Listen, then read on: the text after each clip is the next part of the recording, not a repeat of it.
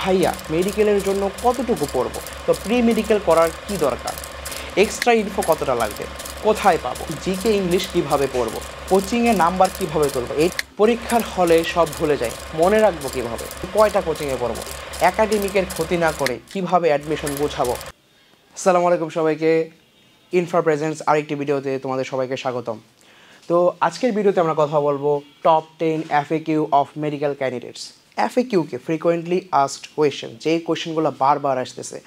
Recently আমি যেহেতু admission পরীক্ষা দিয়েছি, তো এরপরে জুনিয়র্সদের এত বেশি মেসেজ পাচ্ছি যে তাদের কিছু কোয়েশ্চেনগুলো খুবই সিমিলার। এমনই খুবই সিমিলার 10টা কোয়েশ্চেন নিয়ে আজকে আমি কথা বলবো, একদম ক্লিয়ারলি বিস্তারিত তোমাদের একটা শার্প ধারণা দেওয়ার জন্য আজকে আমি ভিডিওটার কথা ভাবি এবং এটা মানে বিস্তারিত কথা বলার জন্য প্রিপারেশন নিয়ে আসি। প্রথম কোয়েশ্চেন, ভাইয়া মেডিকেলের জন্য কতটুকু পড়ব? এইটা অনেক বেশি একটি ফ্রিকোয়েন্টলি আস্কড কোয়েশ্চেন, কারণ সবার মনে যখন, বিশেষ করে এখন যারা এইচএসসি ক্যান্ডিডেট, সামনে তোমাদের পরীক্ষা, যাদের টেস্ট পরীক্ষা মাত্র শেষ হলো অথবা যারা মাত্র ইন্টার ফার্স্ট ইয়ারে উঠেছো, তো সবার মনে সেই একই কোয়েশ্চেন যে ভাইয়া মেডিকেলের জন্য কতটুকু পড়তে হয়। তো প্রথমে আমি তোমাদের বলবো যে মেডিকেলটা একটা অনেক রিস্কি ডিসিশন। তো ফার্স্ট অফ অল, তোমার যদি মেডিকেল সত্যিই স্বপ্ন হয়ে থাকে এবং তুমি যদি সত্যি ডেডিকেটেড হয়ে থাকো মেডিকেলের জন্য, তখনই তুমি মেডিকেলের জন্য সেই রিস্কটা নিবে। কারণ আমরা জানি মেডিকেল যখন আমাদের হাত থেকে ছুটে যাবে, বাই এনি চান্স আমাদের যদি ডেডিকেশনে একটুও খামতি থাকে, যদি আমাদের মেডিকেলটা ছুটে যায়, তাহলে কিন্তু আমাদের অন্যান্য ভার্সিটি বলো আর ইঞ্জিনিয়ারিংয়ের কথা তো অনেক দূরের কথা, তো এগুলো হওয়ার কোনো চান্স থাকে না। তো এই জন্য আগে আয়নার সামনে দাঁড়িয়ে নিজেকে প্রশ্ন করো, আসলে কি আমি মেডিকেলের জন্য পড়বো কিনা। যদি সত্যি কোশ্চেনটা হ্যাঁ, যে আমি যত দূর যাওয়া দরকার আমি যাব, তাহলে তুমি নিজের 110% দিবা, আল্লাহ তাআলা অথবা তোমার সৃষ্টিকর্তা তোমাকে 1000% সিউরিটি দিবে তোমার সাকসেসের জন্য। তো ডেডিকেশন এবং পরিশ্রমে কোনো খামতি রাখা যাবে না। তো কোয়েশ্চেনের দিকে যদি আমরা আগাই, যে মেডিকেলের জন্য কতটুকু পড়বো, ফার্স্ট অফ অল তোমাকে দেখতে হবে যে আমাদের ইন্টার লাইফের মানে কোনো ধরাবাঁধা বই নেই কিন্তু। তো এই এতগুলো বইয়ের মাঝে, এতগুলো রাইটারের মাঝে আমরা কি করব? মেডিকেলের জন্য আমাদের কিন্তু বইগুলো, আমাদের মেইন বইগুলো কিন্তু আলাদা করে দেওয়া। যেমন বোটানির জন্য আমাদের আবুল হাসান স্যারের বই, জুওলজির জন্য আমাদের আজমল স্যারের বই, এবং কেমিস্ট্রির জন্য হাজারি স্যারের বই, এবং আমাদের ফিজিক্সের জন্য আমির হোসেন ইসাক স্যারের বই। তো এগুলো কিন্তু আমাদের মেইন বই।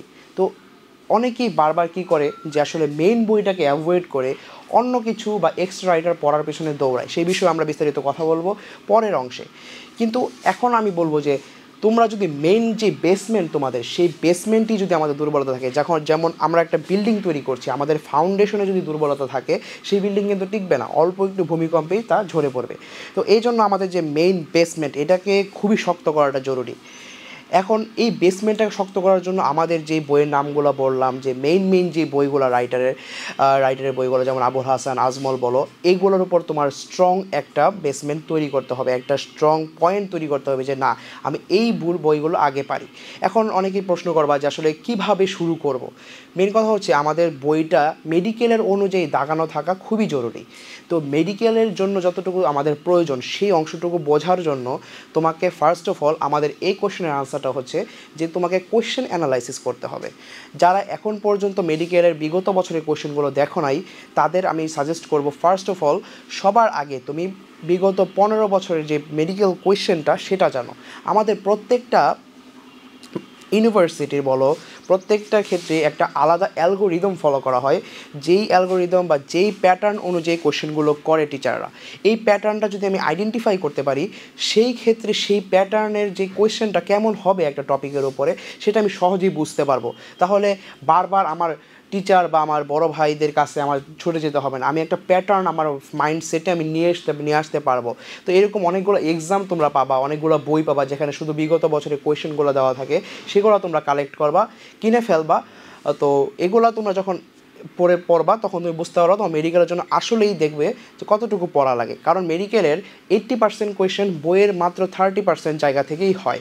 তো সেটা আমরা আইডেন্টিফাই করব। আসো চলে যাই পরের কোয়েশ্চেনে, যে দাগানো লাইন পড়ার জন্য বেসিক জানা জরুরি কি? তো এইটার কোয়েশ্চেনটা খুবই সিম্পল। তুমি একটা জিনিস জানোই না, তুমি মাত্র দেখতেছো, এন্টার লাইফে মাত্র এটার নাম শুনছো, এটাকে আসলে খায় নাকি মাথায় দেয় এটাও তুমি জানো না। তো এই ক্ষেত্রে তুমি যদি বেসিকটা তোমার ক্লিয়ার না থাকে তো তুমি তো এটা বুঝবা না। আর সবচেয়ে বড় বিষয়, অনেকেই থাকে যারা বেসিক না জেনে মুখস্থ করার একটা ক্যাপাবিলিটি তাদের আছে, তাদেরকে ওয়েলকাম, বাট আমি খুব বেশি ওয়েলকাম করতে পারছি না। কারণ তুমি বেসিক যদি না জানো, পরীক্ষার হলে এটা 100% শিওর যে তুমি সেটাকে ভুলে যাবা। কারণ আমাদের টিচাররা, যে অধ্যাপকরা কোয়েশ্চেন করেন, তারা খুবই চালাকির সাথে কাজটা করেন যে তুমি যাতে প্যাচ লাগাতে পারো, মানে লাগায় ফেলবা এতটুকু শিওর। তো এইভাবেই কোয়েশ্চেনটা করা হয়। তো তোমার যদি বেসিক ক্লিয়ার না থাকে, পরীক্ষার হলে তুমি যখন কনফিউশনে পড়বা, তখন কিন্তু তুমি 50-50%ও যাবা না, তুমি দেখো 100% কনফিউজড হয়ে যাবা। কারণ আমাদের বেসিক ক্লিয়ার থাকলে দেখা যায় অনেক কোয়েশ্চেন আমাদের সরাসরি কমন পড়ে না, কিন্তু আমাদের বেসিক থেকে আমরা একটা রুট ম্যাপ সাজাতে পারি যে যদি এইটার আনসার এটা হয় তাহলে এইটার আনসার এটাই হবে। তার মানে আমরা এলিমিনেশন মেথড যেটা বলি, যখন দেখি যে আমাদের 4টা অপশনের মধ্যে আমরা ফুললি শিওর না, তখন আমরা একটা একটা করে অপশন বাদ দিয়ে আমরা আমাদের বেস্ট আনসারটার দিকে যেতে পারি, যেটা আসলে 80% ক্ষেত্রে আমাদের সঠিক আনসারটাই এনে দেয়। তো এটা খুবই জরুরি। তো এই জন্য দাগানো লাইন তো আমরা পড়বই। তো এর আগে আমরা চেষ্টা করব যে দাগানো লাইন পড়ার আগে বেসিকটা জেনে নেব। তো বেসিক জানার ক্ষেত্রে তোমরা অবশ্যই তোমাদের টিচারদেরকে ফলো করবা। অবশ্যই মেডিকেলের যে বড় সিনিয়র ভাইয়েরা আছে, যারা এখন বড় বড় প্ল্যাটফর্মে আছে, অথবা তোমরা আমাদের ভিডিওগুলো দেখতে পারো। তুমি যেখান থেকে শিখো সেটা বড় বিষয় নয়, কিন্তু তোমাদের অবশ্যই শিখতে হবে। বেসিকটা জানলা, এরপরে বেসিকের উপর তুমি বারবার রিভাইজ করবা। এটার বিষয়ে আমরা বিস্তারিত আরেকটু সামনে যাই কথা বলবো। তো অবশ্যই বেসিকের উপর তোমরা খেয়াল রাখবা। কোনো কিছু বেসিক না জানা সেটার আসলে কোনো উপকার হয় না। তো প্রি মেডিকেল করার কি দরকার? তো এটা খুবই ফ্রিকোয়েন্টলি আমি শুনতে পাচ্ছি, বারবার বলছে যে ভাই আসলে কি প্রি মেডিকেল করতে হবে, অফলাইনে করব নাকি অনলাইনে করব? আসলে সবাই খুবই কনফিউজড এই কোয়েশ্চেনটা নিয়ে। তো আমরা কি করব আসো দেখি। তো প্রি মেডিকেল এটা কিন্তু আসলে নামটা অনেকে শুনছো অনেকে শোনো নাই, কিন্তু এটা খুবই জরুরি তোমার মেডিকেলের জন্য। জরুরি বলতে কি, আমি বলবো যে ফরজ একটা কাজ। কারণ কি, প্রি মেডিকেল হচ্ছে এমন একটা সময়, যেই সময়ে তুমি যদি এই কোর্সগুলোতে রান করো, এই কোর্সগুলোতে থাকো, তুমি ফুল মেডিকেল প্যাটার্ন সম্পর্কে একটা খুব ভালো স্পষ্ট ধারণা পেয়ে যাবা। এটা জানাটা এজন্যই জরুরি কারণ তুমি অ্যাডমিশনের এই ক্ষুদ্র সময়ে, এই 3 মাসে তোমার যদি বই চিনতে বা কতটুকু পড়া লাগবে, কতটুকু প্যাটার্ন, এটা জানতে জানতেই তোমার 1-1.5 মাস চলে যায়। তুমি শেষ করবা কবে, বারবার রিভাইজ দিবা কবে? আর একটা জিনিস তোমাকে বলে রাখি ক্লিয়ারলি, এটা 1000 বার তোমার একটা পার্ট রিভাইজ দিতে হবে। মিনিমাম 10-15 বার যখন তুমি রিভাইজ দিতে সময় পাবা না, তখন নিজেই নিজের প্রতি একটা কনফিডেন্স হারাই ফেলবা।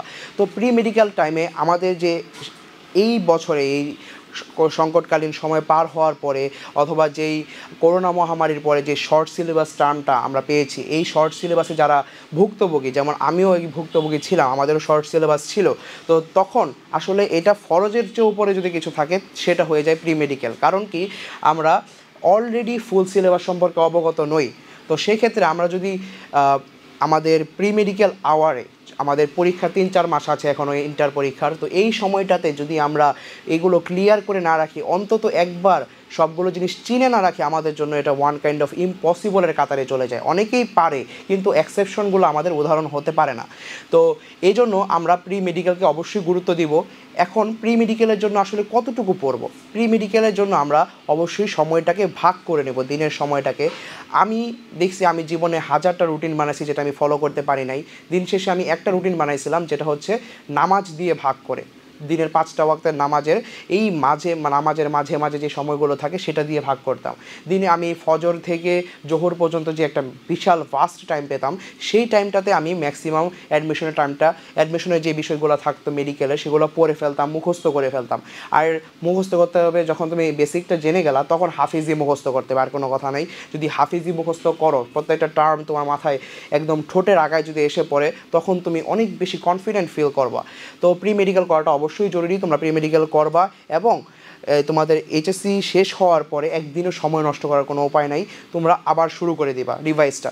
মনে রাখবা, এখানে সবচেয়ে বড় অস্ত্র আমাদের একটাই, বারবার রিভাইজ করা। এটা নিয়ে আমরা এলাবোরেটলি আলোচনা করব। চলে যাই আমাদের পরের কোয়েশনে।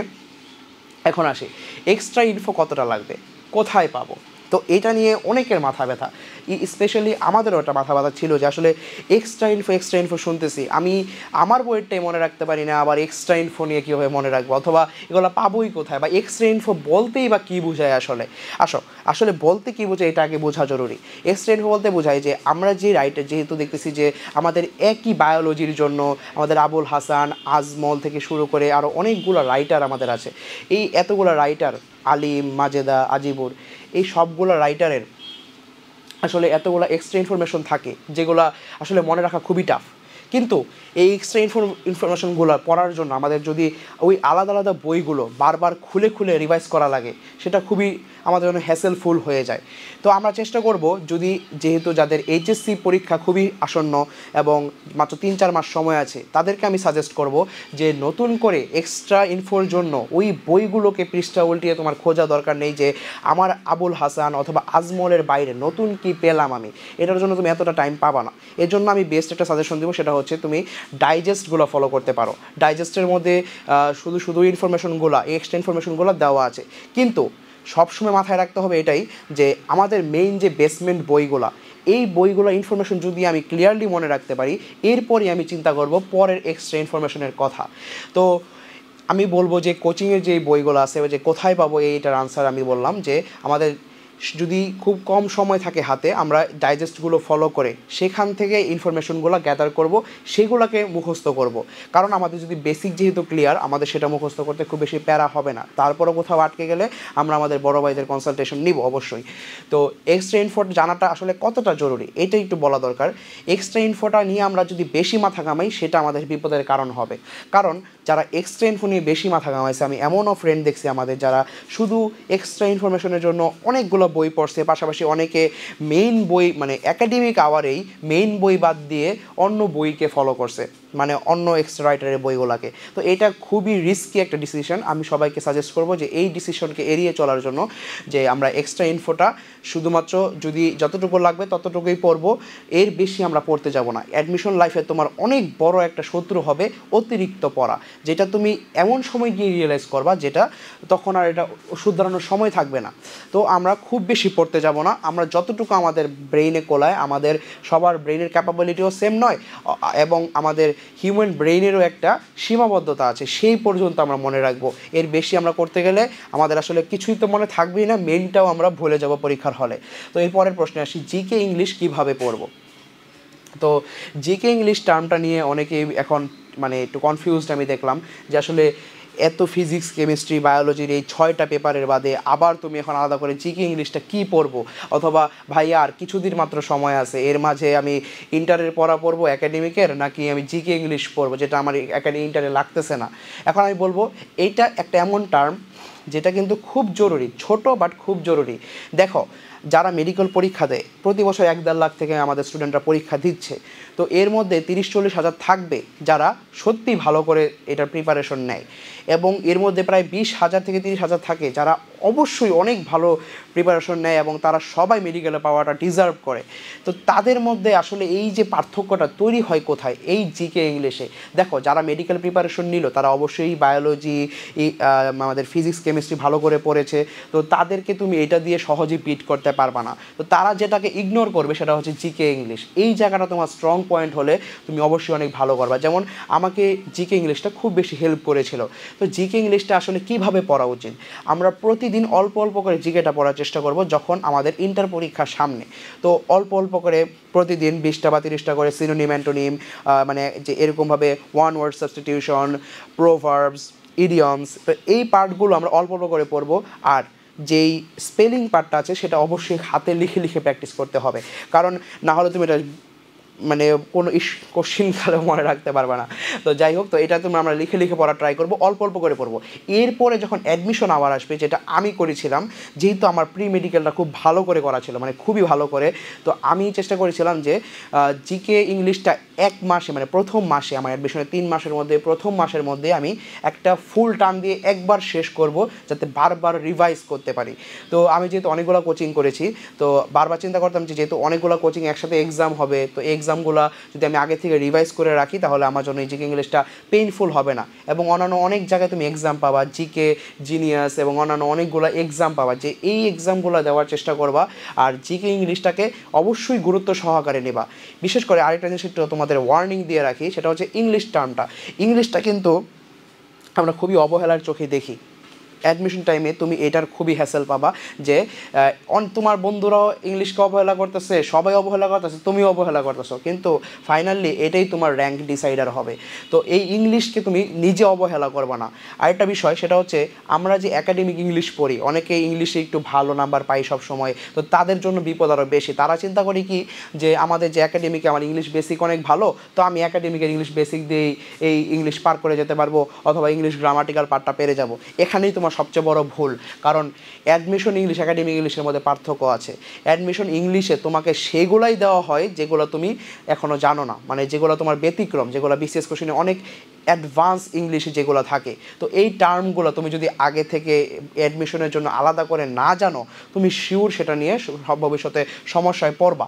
তো এই জন্য ইংলিশটার যেই গ্রামাটিক্যাল পার্টটা আছে সেটাও গুরুত্ব সহকারে পড়তে হবে, এবং সিনোনিম অ্যান্টোনিম অবশ্যই আমরা আগে মেডিকেল এবং বিসিএসের এক্স কোয়েশ্চেনটা সেটা আগে মুখস্থ রাখবো, মানে মুখস্থ বলতে বুঝে বুঝে পড়ার পরে সেটাকে মুখস্থের মতো রাখবো, এবং তারপরে বাকি যে জিনিসগুলোকে অল্প অল্প করে গোছাবো। প্রথম দিকে অ্যাডমিশন আওয়ারকে চেষ্টা করবো খুব দ্রুত এগুলোকে শেষ করতে, কারণ তখন তো আমাদের শুধু অ্যাডমিশনের জন্যই পড়া থাকে, আমাদের একাডেমিকের এক্সট্রা প্রেশারটা থাকে না। তো এভাবে আমরা অল্প অল্প করে এটা শেষ করে আগায় রাখবো, না হলে এটা আমাদের পরে গিয়ে পেইন দিবে। তো আমরা আসি পরের কোয়েশ্চেনে, কোচিংয়ে নাম্বার কীভাবে তুলবো। এইটা আসলে আমিও ফেস করতাম, কিন্তু এটা এখন অনেক বড় একটা কনসার্নের কারণ হয়ে গেছে তোমাদের, যে আসলে কোচিংয়ে নাম্বার কীভাবে তুলবো। এখন তোমাকে একটা অনেস্ট কথা বলি, আমাদের বাংলাদেশে যত বড় বড় কোচিং আছে, আসলে তারা আমাদের চেষ্টা করে যে বেস্টটা একটা পরীক্ষার একটা এনভায়রনমেন্ট ক্রিয়েট করে দিতে, কিন্তু দুঃখজনক হলেও সত্য, তারা কেউই কিন্তু মেডিকেলের কোশ্চেনটা নিজেরা করে না। তো তাদের নিজস্ব একটা প্যাটার্ন থাকে, আমরা দেখতে পারি যে তাদের নিজস্ব প্যাটার্নগুলো এমন হয় যে এক কোচিংয়ের প্যাটার্ন আমরা ফলো করতে গেলে আরেক কোচিংয়ে হয়তো নাম্বার কম আসে। তো সেই সম্মানিত টিচাররা তাদের নিজস্ব একটা প্যাটার্ন মেনটেন করেন। তো আমরা চেষ্টা করব যদি আমাদের বেসিকটাকে ক্লিয়ার করার জন্য, যে আমি আসলে কি শিখতে পারছি, আমি কোচিংয়ে এক্সাম দিব, আমি 40-এ আমাকে এমনও রিসেন্টলি কোশ্চেন করতেছে আমাদের জুনিয়ররা যে ভাইয়া আমি আসলে কোচিংয়ে আমার আশানুরূপ নম্বরটা তুলতে পারতেছি না, আমার 40-এর উপরে উঠতেছে না বা 45-এর উপরে উঠতেছে না। তো এই যে নাম্বারগুলো, এগুলো নিয়ে আমরা আসলে চিন্তার কোনো কারণই নাই। কারণ কি, এমন কোয়েশ্চেনগুলো হয় যে অনেক ভালো কোয়েশ্চেন হলেও কিছু কিছু কোয়েশ্চেন থাকে যেগুলো মেডিকেল কোয়েশ্চেনে মানে পরীক্ষায় আসার মতো না। বিশেষ করে যে তোমরা যে ডেইলি এক্সামগুলো দিবা কোচিংগুলোতে, সেই কোয়েশ্চেনগুলো কিন্তু এরকমভাবেই করা হয় যে একটু হার্ড করা হয়, যেগুলো আসলে সচরাচর মেডিকেল কোয়েশ্চেন আসে না, বাট তোমাদেরকে নতুন কিছু শেখানোর জন্য সেগুলো দেওয়া হয়। তো সেগুলো নিয়ে তুমি মাথা মানে বেশি একটা সময় দিবা না, মাথা ঘামানোর দরকার নেই। তোমরা সেগুলো নোট আউট করে রাখবা, নতুন জিনিসটা বইয়ের পেজে একটা কোনায় লিখে রাখবা, নতুন কিছু শিখছো, এইটা তোমার থাকবে মূল উদ্দেশ্য। আমি অ্যাডমিশন টাইমে লাস্টের মাসে দিনে অফলাইনে 7টা এক্সাম দিছি এবং অনলাইনে 3টা এক্সাম দিছি, টোটাল 10টা এক্সাম আমি লাস্টের মাসে প্রায় রেগুলার মেনটেন করতাম এরকমভাবে। তো এত এক্সাম যে দিছি সবগুলোতে তো নাম্বার আমার মানে ভালো আসতো এমনও না, ঠিক আছে। তো এই যে ম্যাক্সিমামগুলো যে ভালো আসতো বা যেগুলোতে খারাপ আসতো, সেগুলোর আমার উদ্দেশ্যই থাকতো যে আমি কোয়েশ্চেনটা মিলাবো, যেগুলো পারি না সেগুলো আমি নতুন করে শিখলাম। তো অ্যাডমিশনের লাইফে হোক বা তুমি যেভাবে শিখতেছো, তো তুমি কোচিংয়ের নাম্বারে বেশি মাথা ঘামাবে না, নতুন কিছু শিখছো, পরের এক্সামে যাতে এটা ভুল না হয় সেটা এনশিওর করাটা সবার আগে জরুরি। তোমাদেরকে আমি যেটা বললাম যে আমাদের সবচেয়ে জরুরি একটা পার্ট হচ্ছে যে আমরা যেই জিনিসটা একবার পড়ছি সেটা যাতে আমার দ্বিতীয়বার ভুল না হয় সেটা এনশিওর করা। তুমি জানো, তুমি একই জিনিস বারবার ভুল করতে থাকলে তোমার কনফিডেন্স লেভেল ডাউন হতেই থাকবে। তো আমরা চলে যাই পরের কোয়েশ্চেনে। হ্যাঁ, তো পরের কোয়েশ্চেন, পরীক্ষার হলে সব ভুলে যায়, মনে রাখবো কীভাবে। এই যে আমাদের সবার এক সেম সমস্যা, ঠিক আছে। আমি এটা নিয়ে অনেক ভুক্তভোগী ছিলাম, আমি জানি এখানে ম্যাক্সিমাম এটা নিয়ে ভুক্তভোগী আছো যে আসলে এত পড়তেছি পরীক্ষার হলে মনে থাকে না। এই জিনিসটা তুমি সবচেয়ে বেশি ফেস করবা যখন তুমি অ্যাডমিশন লাইফে গিয়ে বড় এক্সাম দেওয়া শুরু করবা। আমরা তো ক্লাস টেস্টগুলো যখন দিয়েছি তখন তো 50 নাম্বারে ছিল, কোনো 100 নাম্বারে ছিল, কিন্তু সেগুলো যে কোনো একটা নির্দিষ্ট টপিক ছিল, একটা নির্দিষ্ট সাবজেক্ট ছিল। কিন্তু যখন তুমি 100 নাম্বারের কোয়েশনগুলো অ্যাটেন্ড করবা মেডিকেলের, তো সেখানে দেখবা যে ইংলিশ আছে, জিকে আছে, ফিজিক্স, কেমিস্ট্রি, বায়োলজি সব আছে। তো যখন দেখলা যে একটা ফিজিক্সের কোয়েশ্চেন কোয়েশ্চেন, এরপরে একটা বায়োলজির কোয়েশ্চেন, এরপরে আবার একটা জিকের একটা কঠিন কোয়েশ্চেন। তো তখন তুমি আসলে সব কিছু দেখবা যে ভুলে যেতেছো, কারণ যখন তুমি প্যানিক হয়ে যেতেছো। তো এই পরীক্ষার হলে ভুল হওয়ার সবচেয়ে বড় কারণ হচ্ছে প্যানিক হওয়া। তো এই প্যানিকনেসটা আমরা কীভাবে কাটাতে পারি? এটা কাটানোর সবচেয়ে বড় অস্ত্রই হচ্ছে বারবার এক্সাম দেওয়া। তুমি এত বেশি এক্সাম দেওয়া যে তোমার আসলে পরীক্ষার হলটাকে মনে হবে সাধারণ আর বাসায় থাকাটাকে মনে হবে অসাধারণ। কথাটা শুনতে অন্যরকম লাগতে পারে, কিন্তু এটাই তোমাকে সবচেয়ে বেশি হেল্প করবে। তো আমি যখন পরীক্ষার হলে যাই তখন দেখছিলাম সবার দিকে ঘামের অবস্থা খারাপ, যে এই হচ্ছে, কিন্তু আমার কাছে কিন্তু পরীক্ষা হলটাকে নর্মালি মনে হয়েছে। কারণ কি, আমি অনেক বেশি এক্সাম দিয়েছি। তো তোমাদেরও উচিত হবে যে অ্যাডমিশন লাইফে হোক বা এর প্রি মেডিকেল সময়ে যত বেশি এক্সাম তোমরা দিতে পারবা, তোমাদের পরীক্ষার বিষয়টা, তোমাদের প্যানিকনেসটা তত বেশি কমবে, তখন আর পরীক্ষা হলটাকে তোমার নতুন মনে হবে না। তো এটা তো একটা ট্রিক। আরেকটা বিষয় হচ্ছে পরীক্ষা হলে ভুল না করার সবচেয়ে বড় আরেকটা বিষয় হচ্ছে যে একই জিনিস আমাদের বারবার কিন্তু ভুল হয়। এটার কারণ হচ্ছে আমরা প্রশ্ন বাসায় এসে মিলাই না। ঠিক আছে, আমরা এই আইলসেমিটা আমার সবচেয়ে বেশি ছিল। আমি আসলে এত কোয়েশ্চেন জমাইছি যে এখনও এগুলো সলভ করা হয় নাই, আর সলভ করা হবেও না কোনো দিন। তো করতে হবে কি, যে পরীক্ষা দেওয়ার আসার সাথে সাথে বাসায় এসেই যখন আমি আনসার শিটটা পেয়ে যাবো, আমাদের যেই কোচিংই হোক, সরাসরি আমরা সেটাকে মিলিয়ে ফেলবো, মিলিয়ে ভুলগুলোকে মার্ক করে রাখবো। আমি আর একটা কাজ করতাম, সেটা হচ্ছে স্মার্ট জিনিসগুলোকে একটু ইউজ করার চেষ্টা করতাম। যেমন আমি স্মার্টফোন দিয়ে আমার ওই জিনিসগুলোকে তুলে রাখতাম, যেটা আমার ভুল গেছে সেটাকে আমি আলাদা করে পিডিএফ বানাতাম যে ফল্ট নামে, যে এই জিনিসগুলো আমি ভুল করছি, যেগুলো আমি পরে একবার বারবার রিভাইজ করব। তো আমরা করব কি, যে যেই জিনিসগুলো আমাদের ভুল হয়েছে সেটা যাতে দ্বিতীয়বার ভুল না হয়, এইটা যদি আমি মানে এই জিনিসটা, এই ইথিক্সটা যদি আমি ফলো করতে পারি, আমি সামনে আমার আর কোনো প্যারা হবে না ইনশাল্লাহ। তো এইভাবে আমরা জেনে গেলাম যে কীভাবে পরীক্ষার হলে মনে রাখবো। কারণ কি, আরেকটা বিষয় হচ্ছে, একটু বলে দিই, যে দাগানো লাইনগুলো আছে, বইটাকে বারবার তুমি রিভাইজ করবা। মানে যত বেশি তুমি যদি শুধু পেজটা উল্টাও প্রতিদিন, সেটাও যাতে তোমার হয়। তোমার মেন কথা হচ্ছে আমাদের হিউম্যান ব্রেইন কীভাবে কাজ করে সেটাও তোমাকে বুঝতে হবে। আমাদের ব্রেইন কিন্তু আমাদের অদরকারি জিনিসগুলোকে ফেলে দেয়। আমাদের সাবকনশিয়াস মাইন্ডে কিছুক্ষণের জন্য, আমাদের কম্পিউটারের র্যাম যেভাবে কাজ করে কিছুক্ষণের জন্য আমাদের সেই মেমোরিগুলোকে সেভ করে, যখন দরকার নেই আমাদের, যখন আমরা পিসি বা কম্পিউটার বন্ধ করে দিই, সেটাকে ফেলে দেয়। এভাবে সাবকনশিয়াস মাইন্ডও তোমার সেই জিনিসটাকে ফেলে দেবে যেটা তুমি বারবার ইউজ করতেছো না, দরকার পড়ছে না তোমার। তো এই জন্য আমাদের যেটা দরকার সবচেয়ে বেশি, সেটাকে বারবার দেখতে হবে, ব্রেনকে বোঝাতে হবে যে না, এটাকে আমার যে কোনো মূল্যে মনে রাখতে হবে। তো এই জন্য তুমি করবা কি, বারবার রিভাইজ করবা। যে জিনিসটা ভুলে যাচ্ছ, সকালে একবার দেখবা, বিকালে একবার দেখবা। আমি করতাম ফোনে ছবি, যেহেতু ফোন আমরা বেশি চালাই, তো ফোনে ছবি তুলে রাখতাম, ফোনে স্ক্যানার দিয়ে মানে স্ক্যান করে রাখতাম, তারপরে এটা বারবার দেখতাম, ঘুমানোর আগে একবার দেখতাম। তো যেটা বারবার ভুলে যাচ্ছি, আবার আমি একটা হোয়াইট বোর্ড কিনে সেখানেও আমি সূত্রগুলো রেখে রাখতাম। কারণ ফিজিক্সের ক্ষেত্রে আমরা দেখবো যে আমাদের এক্সট্রা সিলেবাসে অনেকগুলা চৌম্বক রিলেটেড এবং বিভিন্ন তরঙ্গ রিলেটেড অনেক কিছু পড়তে হবে, যেগুলো মনে থাকতে চায় না, সেগুলো আমি আমার সামনে হোয়াইট বোর্ডে লিখে রাখতাম এবং সকাল বিকালে বারবার দেখতাম আসা যাওয়ার সময়। এগুলো কিন্তু তোমার ব্রেইনের ক্যাপাবিলিটি বাড়ার জন্য অনেক বেশি হেল্পফুল হবে। পরের কোশ্চেনে চলে যাই, যে কয়টা কোচিংয়ে পড়বো? আয় রে, এত হাজার হাজার কোচিং, এর মধ্যে আসলে কোনটা ফলো করবো বা কয়টা পড়বো? আসলে দেখো, তুমি ততগুলাই পড়বা যতগুলো তুমি নিজে নিতে পারতেছো। কারণ এইটার কোনো ধরাবন্ধ রুলস নাই যে তুমি 5টা কোচিংয়ের নিচে পড়লে তোমার মেডিকেলে চান্স পাওয়ার সম্ভাবনা কমে গেল, এরকম কিছুই না। আমি শুধু অনলাইনে প্ল্যাটফর্মে মানে এনরোল করে একটা স্টুডেন্টকে চান্স পাইতে দেখছি, এমনও আছে। ঠিক আছে, তো এটা জরুরি না যে তুমি কয়টা কোচিং করতেছো, সবচেয়ে বড় জরুরি তুমি কয়টা কোচিং থেকে নিজে নিতে পারতেছো। আসলে শুধু যে টিচারের দোষ আমরা দিই সেটা না, আমরা ক্লাসে কতটুকু মনোযোগী, আমরা কতটুকু একটা টিচারকে আসলে নিজে ইউটিলাইজ করতে পারছি তার ক্লাসটাকে, সেটা অনেকটা জরুরি। আমরা একটা টিচারে ক্লাস করলাম, সে অনেক সুন্দর সুন্দর নেমোনিক দিল, ট্রিক্স দিল, কিন্তু আমরা ক্লাসে কথা বললাম অথবা ক্লাসটাই অ্যাটেন্ড করলাম না, তো তারপরে আমি টিচার বা কোচিংয়ের দোষ দিয়ে তো লাভ নাই। তো সবগুলা কোচিংয়েরই কিছু মানে বিশেষত্ব বা আছে, সব আমি এটা অনেস্টলি বলবো, যেহেতু আমি বাংলাদেশের মোটামুটি সবগুলো কোচিংয়ের বেশিরভাগগুলোতেই পড়েছি, তো কোনো কোচিংয়ে আমি স্বয়ংসম্পূর্ণ বলতে পারছি না। সব কোচিংয়ের কিছু কিছু ভালো খারাপ দিক থাকবে, এটাই স্বাভাবিক। কিন্তু যেহেতু আমি অনেক কোচিং করেছি, সবগুলোরই ভালো দিকগুলোই নিতে পেরেছিলাম, সেটা আমাকে অনেক বেশি হেল্প করে। তোমরা চেষ্টা করবা যে লাস্টের দিকে অনেকগুলো কোচিংয়ে এক্সাম দেওয়ার, ঠিক আছে? আর তুমি যখন ভালো করবা তখন তোমাকে কোচিংগুলোই এক্সট্রা ফেসিলিটি দিবে, তুমি অনেকগুলো কোর্স ফ্রি পাবা, এক্সামগুলো ফ্রি পাবা, তো সেইগুলো ভালো হবে। তুমি যখন ভালো করতেছো তখন সেই ভালোর মূল্যায়ন তুমি সব জায়গাতেই পাবা। কিন্তু তুমি বাসায় বসে মোবাইল চালাইলা, কিন্তু পড়াশোনা ঠিকমতো করলা না, তারপরে চাইতেছো তুমি ফেসিলিটি, তাহলে তোমার জন্য সেটা হ্যাসেল হবেই। তা না হলে তাহলে আমাদের যে দেখতেছি বড় বড় কোচিংয়ের ভালো ভালো রেজাল্টগুলো, তারা তো এতগুলো কোচিং একসাথে কীভাবে পড়লো? যদি আমরা তাদের ফ্যামিলি ক্রাইসিসের কথাও শুনি, তো তারা আবার কোচিংয়েও পড়লো এতগুলা কীভাবে? কারণ এই ভালো ভালো কোচিংগুলো ভালো ভালো ট্যালেন্টগুলোকে মূল্যায়ন করে তাদেরকে সুযোগ সুবিধা দিয়ে থাকে, এটা অবশ্যই অ্যাপ্রিসিয়েটেবল। তো এই জন্য কয়টা কোচিংয়ে পড়া এটা জরুরি না, তুমি ভালো ভালো কোচিংগুলোতে যাবা যে, এবং কোচিংগুলোতে তুমি পড়া বুঝতেছো কিনা এটা তোমার জন্য জরুরি। যদি না বুঝো, বিন্দুমাত্র সময় নষ্ট করবা না, অন্য কোচিংয়ে চলে যাবা বা অন্য পন্থায় চলে যাবা, সেটাও হবে, কিন্তু তোমাকে আর্জেন্ট শেষ করতে হবে। এটা হলো তোমার গোল, যে আমার গোল থেকে আমি যাতে না সরি। তো এটা হলো এই কোশ্চেনের আনসার। এরপর এটাতে চলে যাই, অনুশীলনী কতটা জরুরি? আসলে ভাই এটা হলো সবচেয়ে বড় জরুরি একটা জিনিসের মধ্যে একটা। আমরা দেখতে পাচ্ছি বিগত বছরের কোশ্চেনগুলোতে অনুশীলনী থেকে কোশ্চেন দিতেই থাকে বারবার, কিন্তু সত্য কথা বলতে আমি সবচেয়ে বড় ভুক্তভোগী এটার। আমি এটার গুরুত্ব দেই নাই, আমি পড়ে ফেলবো বলতে বলতে আর লাস্টে পড়িই নাই। আমার যে ফ্রেন্ডরা অনুশীলনীতে বস ছিল তারাই অনেক ভালো করে, যদিও তারা মানে ফুল কম্বিনেশনে গিয়ে ভালো করতে পারে নাই, কিন্তু অনুশীলনী কোশ্চেনগুলোতে তারা ভালো করতো। কিন্তু এটা আমি নিজে সাফার করছি। তোমরা অবশ্যই, আমি তোমাদের বলবো আমার ছোটো এবং জুনিয়রদেরকে, যারা এটাকে সাফার করা দরকার নাই, তোমরা অনুশীলনীটাকে ভালো করে আয়ত্তে রাখবা। অবশ্যই ম্যাথগুলোকে বুঝে বুঝে নিজে করবা, যেটা তোমাদের ইন্টারে, আমাদের এইচএসসি পরীক্ষাতেও কাজে লাগবে এবং মেডিকেলে তো অবশ্যই কাজে লাগবে।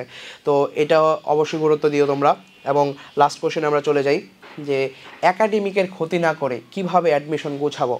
তো এটা অনেক গুরুত্বপূর্ণ একটা কোয়েশ্চেন, কারণ কি আমরা সবাই একটু রিস্কে থাকি। যখন আমরা প্রি মেডিকেল করতেছি, আমার একাডেমিকে অনেক গ্যাপ থাকতে পারে। যেমন আমি প্রথম থেকে মেডিকেল প্রিপারেশনে ছিলাম, তো আমার ম্যাথে প্রচুর গ্যাপ ছিল, প্রচুর বলতে প্রচুর। তো এত কিছু, আবার আমি কিছু ভুল ডিসিশন নিয়ে ফেলেছিলাম, তো এই ক্ষেত্রে আমার অনেকটা প্যারা হয়। তো আমি তখন ভাবতেছিলাম যে মানে অ্যাডমিশনটা অফ রেখে আমি একটু একাডেমিকে ফোকাস করি। তো আসলে আমরা চাইলে কিন্তু দুইটাতেই ফোকাস রাখতে পারি, এটা কিন্তু খুব কঠিন কিছু না। আমাদের কিন্তু দিনের সময়টা খুবই কম, তাও না, আমরা কাজে লাগাতে পারি না বলেই আমাদের সময়টা কম মনে হয়। তো দেখো, আমাদের যদি 24 ঘন্টা সময় থাকে, আমরা সর্বোচ্চ 5 থেকে 6 ঘন্টা ঘুমের মধ্যে যদি দিই, বাকি যেই 17-18 ঘন্টা আমরা রাখতে পারি পড়াশোনার জন্য, সেটা অবশ্যই এই ডেডিকেশনটা লাগবে যে এই সময়টা বা এই চান্স পাওয়ার আগ পর্যন্ত সময়টা শুধুমাত্র আমি আমার পড়ার মধ্যেই দিব। কারণ আমার একটা স্ট্রং আইডেন্টিটি করাটা খুবই জরুরি। আমি পড়াশোনার পাশাপাশি অনেক কিছু করি, তোমরা জানো কি না জানি না, কিন্তু আমি যখন বুঝতে পেরেছি যে বাংলাদেশের প্রেক্ষাপটই হোক বা যে কোনো প্রেক্ষাপটে তোমার একটা ব্যাকগ্রাউন্ড আইডেন্টিটি, তোমার একটা স্ট্রং আইডেন্টিটি যেটা স্থায়ী পার্মানেন্ট, এটা খুবই জরুরি। তখন থেকে আসলে আমি পড়াশোনায় বেশি সিরিয়াস হই এবং একটা আইডেন্টিটি বানানোর জন্য চেষ্টা করতে থাকি। এবং আজকে তোমাদের সামনে আমি দাঁড়াতে পেরেছি এই কারণে, একটা আইডেন্টিটি নিয়ে, না হলে কিন্তু তোমরা আমার ক্লাসটা দেখতা না। তো এই জন্যই আমি বলবো যে একাডেমিকের পাশাপাশি যদি তুমি এটা করতে চাও, তোমাকে দিনের সময়টাকে একটু ডিভাইড করতে হবে। আমি যেমন নামাজের সময়গুলো দিয়ে নিজের একটা রুটিনকে আলাদা করেছিলাম, তো এইভাবে তোমাদের সুবিধা অনুযায়ী তোমরা দিনকে ডিভাইড করবে এবং একটা সময় রাখবে একাডেমিকের জন্য, আরেকটা সময় তোমরা রাখবে শুধুমাত্র তোমাদের অ্যাডমিশন টাইমের, যে অ্যাডমিশনে পড়াগুলো গোছানোর জন্য, যেই পার্টগুলো বারবার তোমরা ভুলে যাচ্ছ সেগুলোকে বারবার রিভাইজ করার জন্য।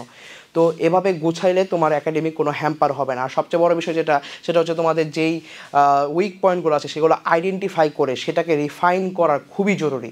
মানে এটা সময় তুমি কিন্তু পাবা না, ঠিক আছে? আমরা মনে হয় যে অন্যান্য সময় এসএসসি আওয়ারে আমরা যেটা করেছি যে একটু সময় পেতাম আমরা গোছানোর, কিন্তু এইখানে কিন্তু সেই সময়টা তোমরা পাবা না। তো সবসময় চেষ্টা করবা যে যেটা আমি মাত্র প্রবলেম বের করছি সেটা সাথে সাথে সলভ করে ফেলা, সেটা ইউটিউব দেখেই হোক, সেটা আমার কোনো স্যারকে কল করেই হোক, কিন্তু অ্যাজ সুন অ্যাজ পসিবল গুছাই ফেলার।